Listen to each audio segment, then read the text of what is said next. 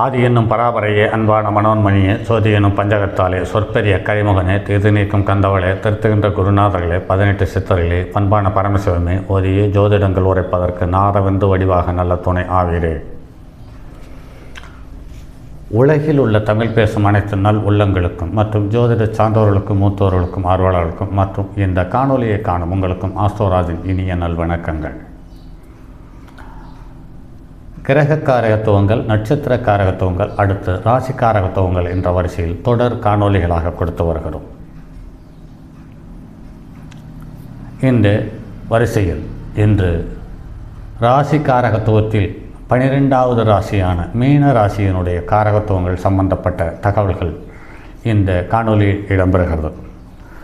சரி நண்பர்களே, இந்த மீன ராசி என்பது ஒரு பெண் ராசி, உபய ராசி, நீர் ராசி, பகல் இரவு இரண்டிலும் பலம் பெற்ற ராசி, அதிகமாக பேசும் ராசி, குட்டையானவர்கள் அல்லது சராசரி உயரத்தை விட அதிகமானவர்கள், மன கற்பனை மிக்க ராசி, மௌனம், வாழ்க்கையில் தொந்தரவையும் நெருக்கடியும் காட்டக்கூடியது, சோம்பேறிகள், உயிர் உள்ளது, காலில் பாதம், ஆழ்துளை கிணறுகள், அசையாத நீர்நிலைகள், தோல் பதனிடும் இடம், குட்டை நீர், எதையும் வளர விடாத ராசி, அறிவானது, நீரும் நீர் சார்ந்த இடங்களும் கடலும் கடல் சார்ந்த இடங்களும் பள்ளம் அதிகமுள்ள இடங்களும் பூகம்பம் கடல் பகுதி போன்றவை இந்த ராசி அடையாளம் காட்டுகிறது. உடலில் பாதம், நகங்கள், விரல்கள் மற்றும் இடது கண் சார்ந்த விஷயங்களை இந்த ராசி அடையாளம் காட்டுகிறது.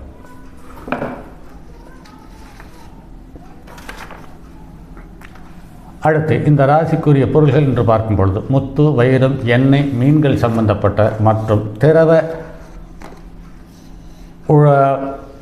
திரவ பொருள்கள், அதாவது எண்ணெய் வித்துக்கள் சார்ந்தது மற்றும் நீர் சம்பந்தப்பட்டது மற்றும் அமிலம் சம்பந்தப்பட்ட அமிலம் சம்பந்தப்பட்ட திரவங்கள் அனைத்தும் இந்த ராசியை அடையாளம் காட்டுகிறது. சரி, இவர்களுக்கு பொதுவாகவே எந்த ஒரு விஷயத்தை செய்தாலும் அந்த விஷயத்தினுடைய அடுத்த தொடர்ச்சி இருப்பதை காண முடிகிறது. அதே சமயத்தில் காதலாக இருந்தாலும் சரி, எதிரியாக இருந்தாலும் சரி, வர்த்தகமாக இருந்தாலும் சரி, உறவுகளாக இருந்தாலும் சரி, நோயாக இருந்தாலும் சரி, ஒன்றை தொடர்ந்து மற்றொன்று பயணிப்பதோ அல்லது அது சார்ந்ததே மற்ற ஒன்று இருப்பதோ நடைமுறையில் நிறைய கண்டிருக்கிறோம்.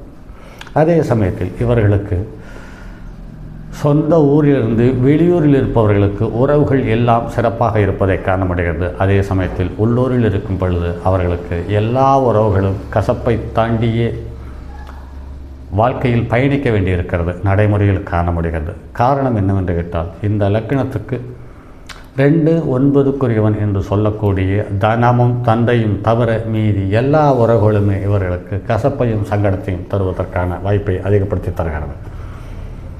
அதே சமயத்தில் இந்த இலக்கணத்தில் பிறந்தவர்கள் பொதுவாகவே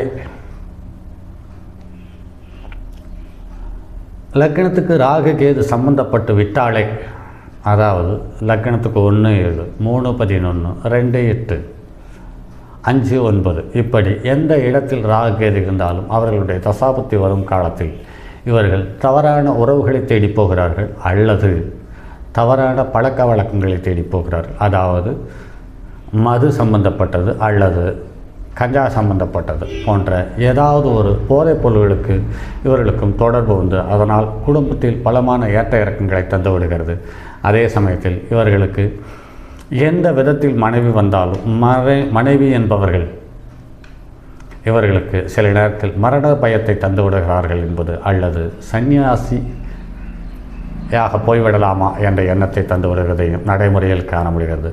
அதே சமயத்தில் இவர்களுக்கு பொதுவாகவே படரும் காய்கறிகள் சம்பந்தப்பட்டது, நீரினுடைய தன்மை அதிகமுள்ள காய்கறிகள் சம்பந்தப்பட்டது, இது இல்லாமல் அசைவம், இறைச்சி சம்பந்தப்பட்ட உணவுகள் இவர்களுக்கு அதிகமாக ஈடுபாட்டுடன் விரும்பி சாப்பிடுகிறார்கள்.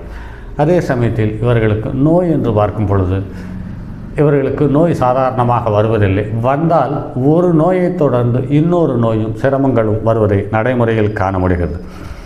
அதே சமயத்தில் இவர்கள் அதீத பாசம் கொண்டவர்களாக அமைகிறார்கள். ஆனால் எதிர்த்தரப்பு இவர்களுக்கு பாசத்தை பரிமாறிக்கொள்ள விருப்பமில்லாதவர்கள்.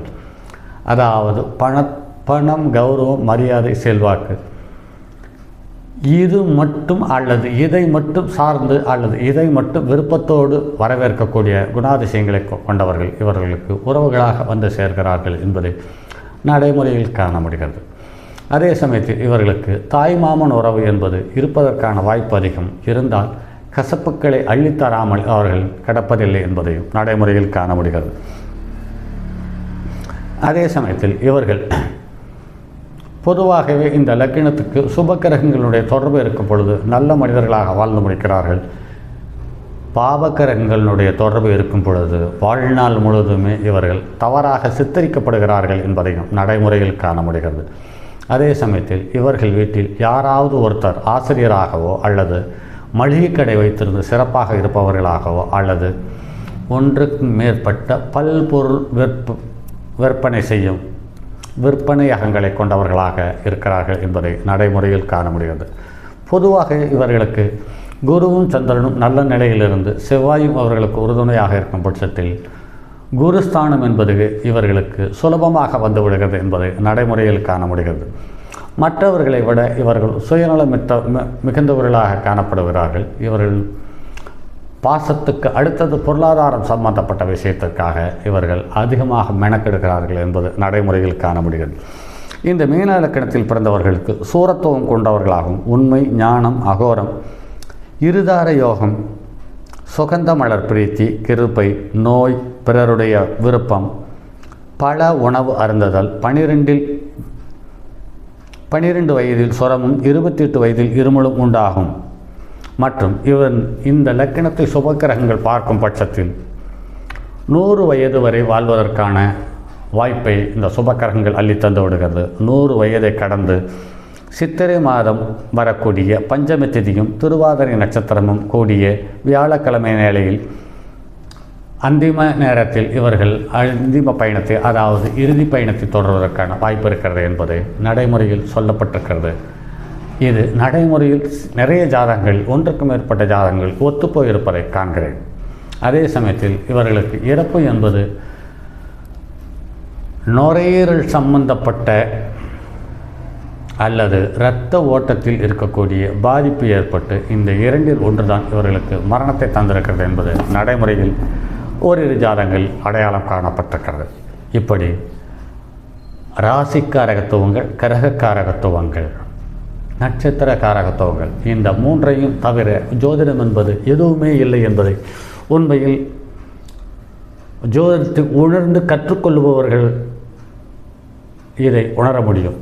ஒரு கிரகம் எத்தகையது, உறவுகள் எப்படி, உணர்வுகள் எப்படி, விருப்பம் எப்படி, உடல் எப்படி, நோய் எப்படி, இந்த நோய், உடல், உறுப்பு, விருப்பம் இவைகளெல்லாம் எங்கு நிறைவேறும், எப்படி அது பூரணத்துவம்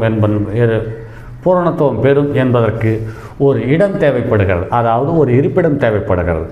அந்த இருப்பிடம் ராசிக்காரகத்துவங்கள் தெளிவாக அடையாளம் காட்டும்.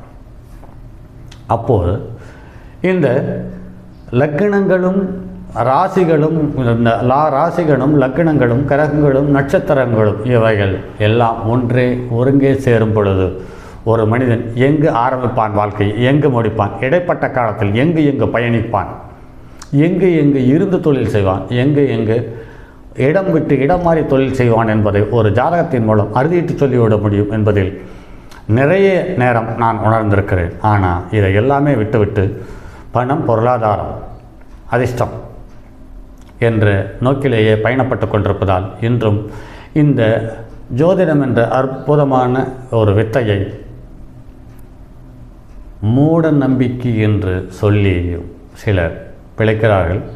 இனியும் பிழைப்பார்கள். ஏன் என்று கேட்டால், அதிர்ஷ்டத்தையும் செல்வத்தையும் மட்டுமே கருத்தில் கொண்டு ஜோதிடம் பார்க்கும் காலம் இருக்கும் வரையில் இந்த ஜோதிடம் மூட நம்பிக்கை என்று சொல்லும் ஒரு கூட்டம் இருக்கத்தான் செய்யும் என்பதில் மாற்று கருத்து இருக்க முடியாது.